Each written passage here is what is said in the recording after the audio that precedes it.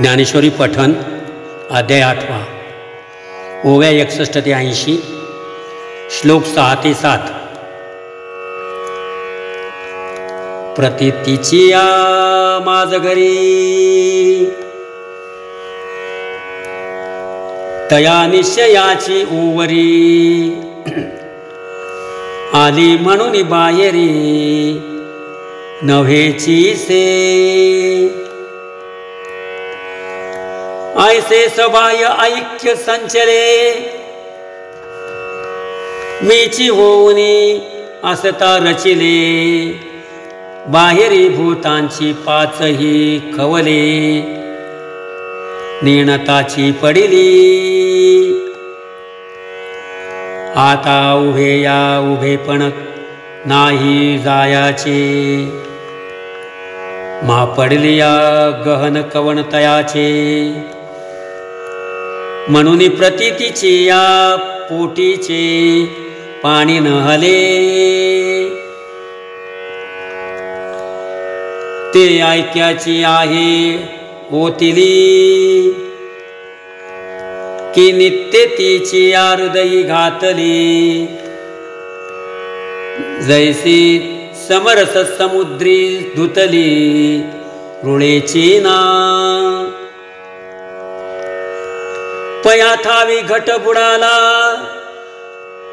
तो आत बाहेरी उदके भरला पाठी दैवगत्या जरी फुटला तरी उदक काय फुटे ना तरी सर्पे कवचे सांडिले का उभारेने वस्त्र फेडिले तरी सांग पा काय मोडले आवेवा माझी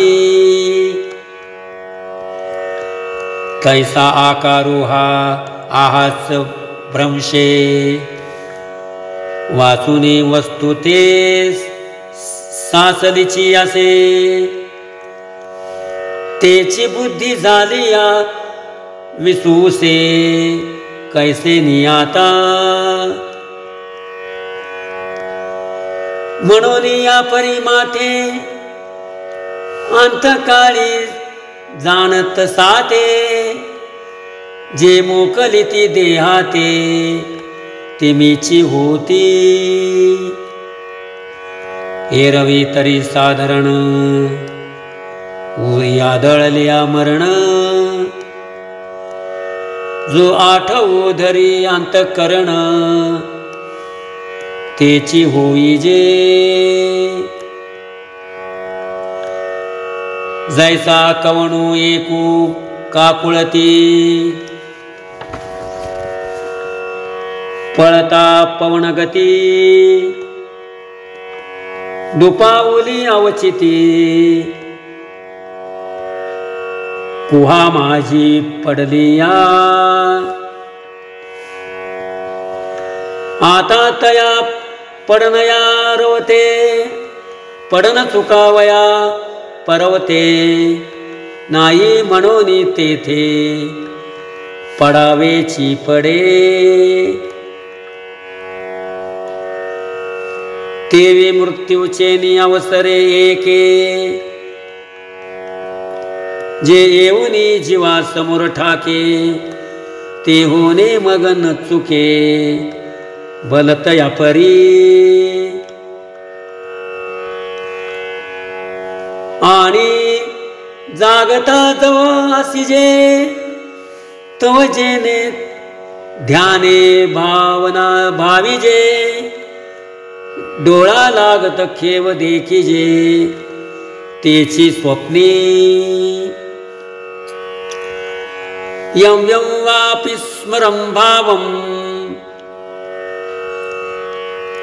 त्यजत्यन्ते कलेवरम् तं तमेवैति कौन्तेय सदा तद्भाव भावित तेवी जितेनी अवसरे जे आवडोनी जीवी उरे तेची मरणाची ये मेरे फार होऊ लागे. आणि मरणची जया जे आठवे तो तेची गती पावे. म्हणून सदा स्मरावे मातेची तुवा.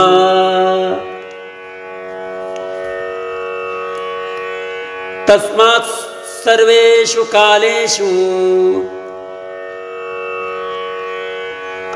मामनुस्मरं युध्य च. मयैर्पित मनो बुद्धिर मामे वैशिष्य संशयम्. डोळा जे देखावे काकाने अन ऐकावे. मनी जी भावावे बोलावे वाचे. ते आत बाहेर यागवे मीची करुणी घालावे. मग सर्वी काळी स्वभावे मीची आहे. अर्जुना ऐसे जाहलिया मगन मरी जे देह गेलिया. मा संग्राम केलिया भय काय तुझ. तू मन बुद्धी साचेसी जरी माझी या स्वरूपी अर्पिसी. तरी मातेची गा पावसी हे माझी भाक. तेची काही सयावरी होये ऐसा जरी संदेह वर्ततू आहे. तरी अभ्यासूनी आधी पाहे मग नव्हे तरी कोपे. राम कृष्ण हरी.